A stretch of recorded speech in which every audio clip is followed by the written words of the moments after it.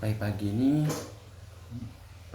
ini buka-buka kedainya, biasanya saya baca hadis dulu, hadis Nabi. Ya, betul. Bukan dia nak mengajak, bukan kata niat apa ni,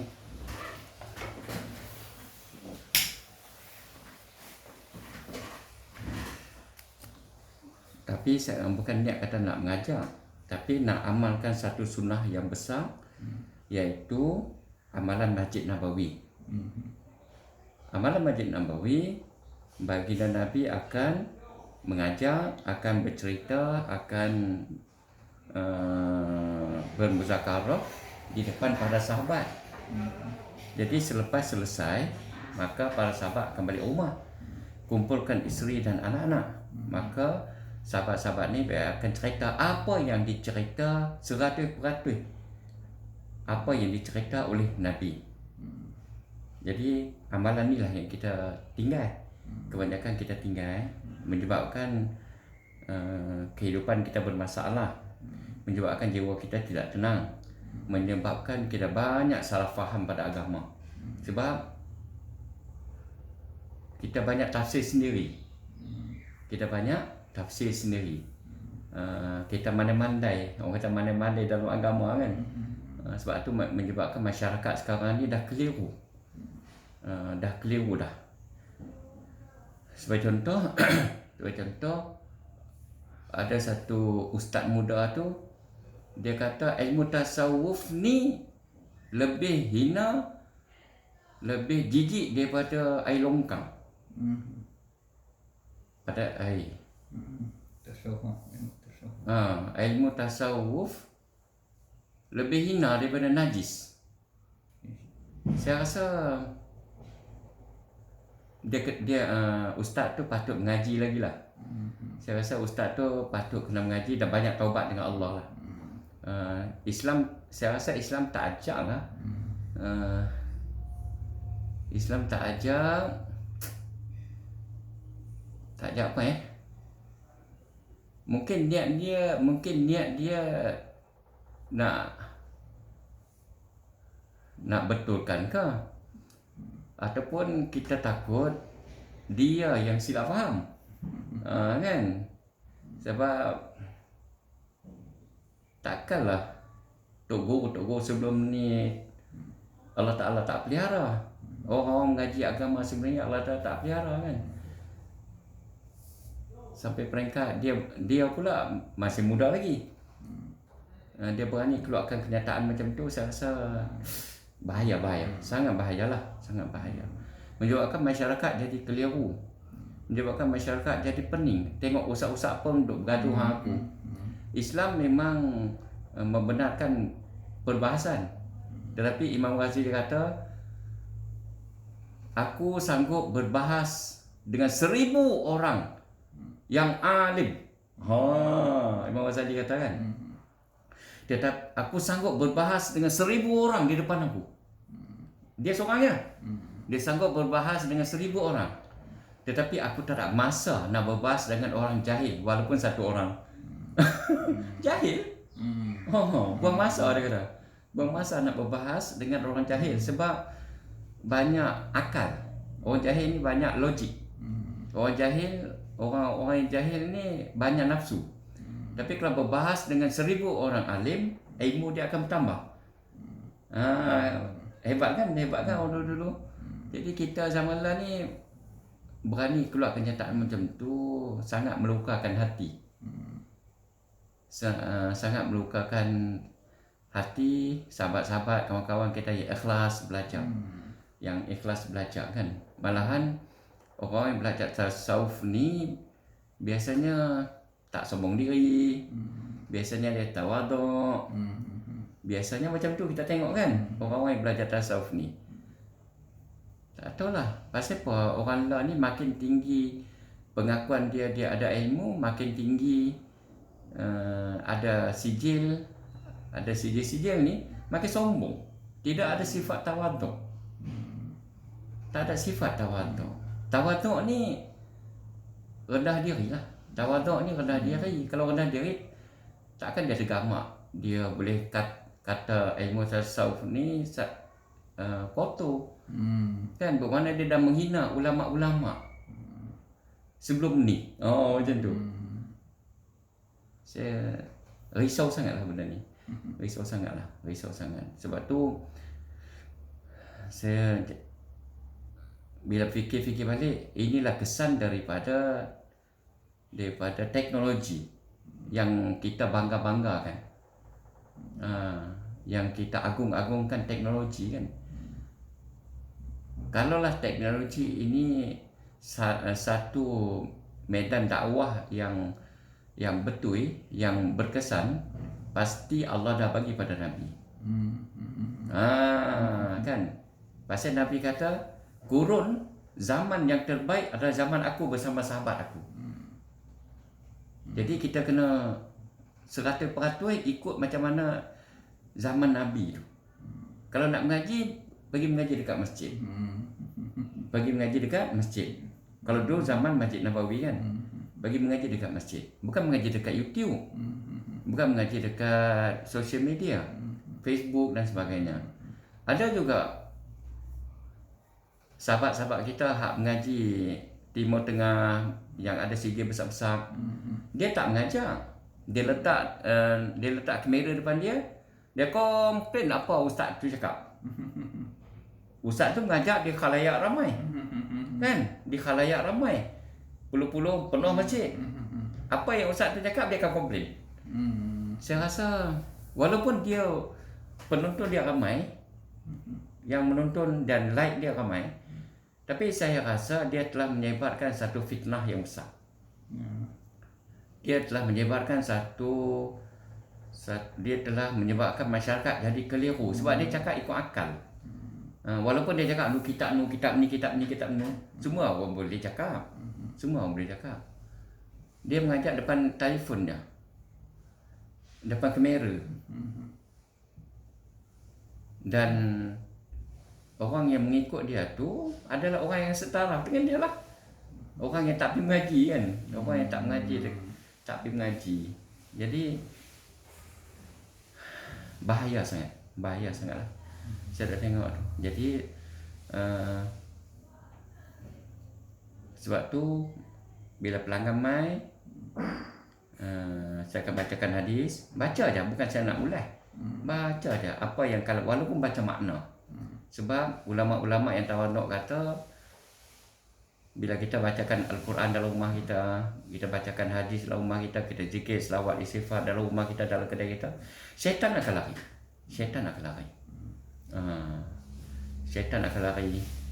Maka bila syaitan lari, maka malaikat akan masuk lah. Maka malaikat akan masuk. Jadi itulah bila di pagi-pagi hari ini saya bacakan hadis dulu, mengharapkan jauh daripada segala jin syaitan, jauh daripada fitnah, jauh daripada musibah kan. Niat kita nak sebarkan sunnah, niat kita nak sebarkan kita nak sebarkan Al-Quran, niat kita nak sebarkan kalam-kalam yang mulia. Tu pun ada juga yang kata engkau pakai kopiah, engkau pakai jubah, kau penuang agama engkau ni.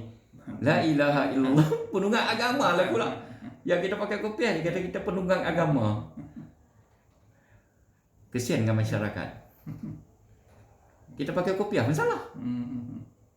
Kita cakap agama pun salah. La ilaha. Padahal kita baca aja makna 100% makna hadis tu kan. Kesian dengan masyarakat.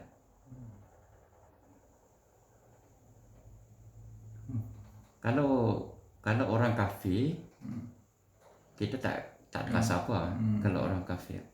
Sebab mereka tak faham apa yang kita faham. Tapi ini mengaku Islam.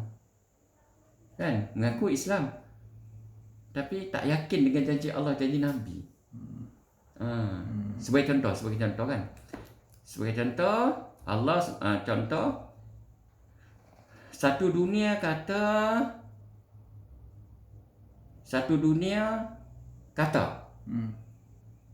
kencing manis tak selesai. Saya guna istilah tak selesai sebab saya tak boleh guna istilah KKM kan. Kencing manis tak selesai. sampai mati. Satu dunia kata HIV tak selesai. Maka siapa yang kena HIV, dia akan matilah, sampai matilah penyakit tu kan. Itu kefahaman orang-orang yang tak ada iman. Betul tak? Orang yang tak ada iman dia faham macam itulah. Orang-orang kafir kan, orang yang tak ada iman. Orang-orang kafir dah tentu tak beriman pada Allah dan Rasul. Kita orang Islam yang mengaku Islam tapi tak yakin dengan janji Allah, maka iman kita rosak. Bermakna iman kita rosak. Apabila iman kita rosak, tempat kita dalam neraka. Sama dengan orang kafir. Kan? Soal selesai tak selesai, itu urusan Allah. Yang penting Allah Ta'ala janji madu lebah penawar untuk manusia. Yang penting Nabi janji habdul sauda penawar untuk manusia.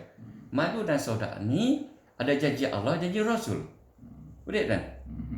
Nabi pesan pula, rawatlah kamu dengan Al-Quran dan madu. Nabi pesan pula, doa adalah senjata orang mukmin. Jadi kenapa kita puja sangat pakar-pakar? Engkau ni, siapa engkau ni? Kan? Pakar kata tak selesai lah. Wah, tak boleh lah. Macam mana tuan? Kan? Allah janji madu lupa penawar untuk manusia. Kita pegang itu je. Dan dah banyak dah yang Allah Ta'ala izin. Selesai masalah. Tapi kita pula tuduh, engkau ni penunggang agama lah engkau ni. Saya pun kesian lah. Dia tak bagi kesan apa-apa pada saya. Tapi tu tanda kata iman dia rosak. Iman dia rosak lah. Sebab dia terlalu yakin dengan pakar. Dia tidak yakin dengan Allah. Dia tidak yakin dengan Rasul. Kita orang beriman, kita kena yakin dengan doa, dengan ikhtiar kita, dengan usaha kita. Kan? Kita kena yakin yang bagi manfaat itu Allah, yang bagi mudarat itu Allah. Itu iman orang Islam. Tapi kalau kita orang Islam yang tak yakin dengan janji Allah, janji Rasul, bermakna iman kita rosak. Macam mana kan? Kan? Jadi susah. Di akhir zaman ni banyak jadi kekeliruan macam tu. Kita terlalu puja pada keyakinan otak kita kan. Apa yang kita fikir, kena ikut logik kita. Kalau ikut logik, 2 campur 2 jadi 4. 2 campur 2 jadi 4. Tetapi dalam perkiraan agama, apabila 5 tolak 1 kosong. 5 tolak 1 kosong. Macam mana 5 tolak 1 kosong 5 tolak 1 patutnya 4. Maksud saya 5 kita semayang, kita puasa. Tapi kita tak yakin dengan Allah. Rosak iman kita. Betul tak? Ui, bahaya. Bahaya sangat benda ni. Jadi sebab tu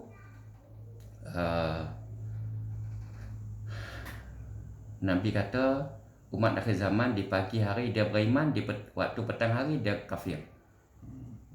Apa maksud kafir ni? Tadilah menafikan. Ni baru satu ayat. Ni 2 ayat lah. 68 satu ayat, 69 satu ayat. Kan? Dalam Quran tu ada ribuan ayat. Kan? Walaupun satu ayat kita tak yakin, kita memperlekehkan dia, rosak dah iman kita. Rosak dah iman kita. Itu takut sangat. Wah, takut sangat. Jadi semoga Allah Ta'ala pelihara kita. Semoga Allah Ta'ala buka pintu hati kita, bagi taufik hidayah. Semoga Allah SWT bagi kita kefahaman agama sebagaimana Allah bagi faham kepada sahabat-sahabat Nabi.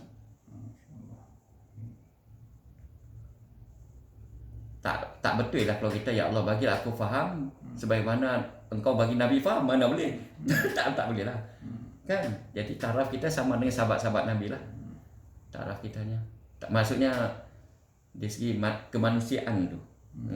Dari segi dengan Nabi kita takkan faham sebagaimana Nabi faham lah. Tapi sahabat-sahabat Nabi yang hidup sangat-sangat mengerikan zaman sahabat Nabi kan, sebelum mereka masuk Islam kan. Sebelum masuk Islam dinamakan jahiliyah. Jahiliyah bukan bermakna mereka mundur, mereka maju dari segi keduniaan, tapi jahiliyah dari segi keimanan, keyakinan, dari segi agama, jahil kan, hidup ikut akal. Hidup ikut akal. Bila dapat anak perempuan, takut malukan muka, bunuh. Contoh kan. Bila nak minum arak, sampai peringkat minum arak dalam tengkorak manusia, maknanya hilang kewarasan. Bila nak main judi, nampak perempuan mengandung, perjudikan perempuan mengandung. Lelaki kah perempuan, okey, pergi belah perut. Maknanya itulah jahilnya. Bukan jahil dari segi keduniaan, tapi jahil dari segi keyakinan iman. Ya, jahil dari segi kehidupan fitrah.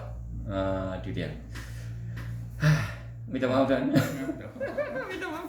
Jadi kita bacakan hadis Nabi. Semoga Allah Subhanahu Wa Taala buka pintu hati kita dan masukkan taufik hidayah dan masukkan kefahaman sebagaimana Allah SWT bagi kefaham kepada sahabat-sahabat Nabi, sahabat-sahabat.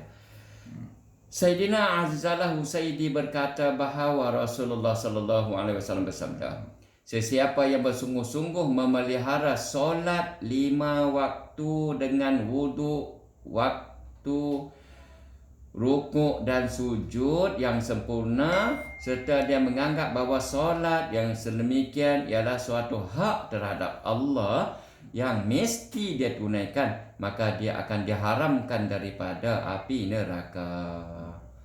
Allahu Akbar. Sesiapa yang bersungguh-sungguh memelihara solat 5 waktu dengan wudu, dengan rukuk dan sujud yang sempurna, serta dia menganggap bahawa solat yang sedemikian ialah suatu yang hak terhadap Allah yang mesti dia tunaikan, maka dia akan diharamkan daripada api neraka. Allahu Akbar.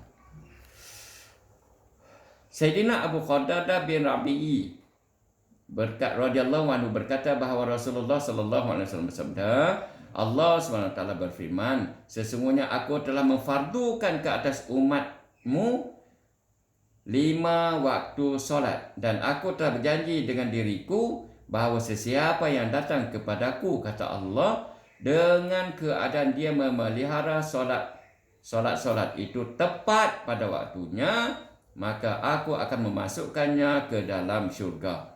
Sesiapa yang tidak memelihara solat itu, maka tidak ada sebarang janji baginya di sisiku, kata Allah, sama ada aku memaafkannya ataupun mengazabkannya. Semoga Allah SWT bagi kita kefahaman, kekuatan, dapat amal dan sampaikan, insya-Allah.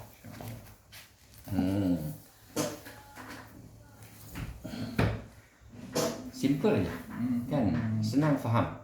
Allahu Akbar.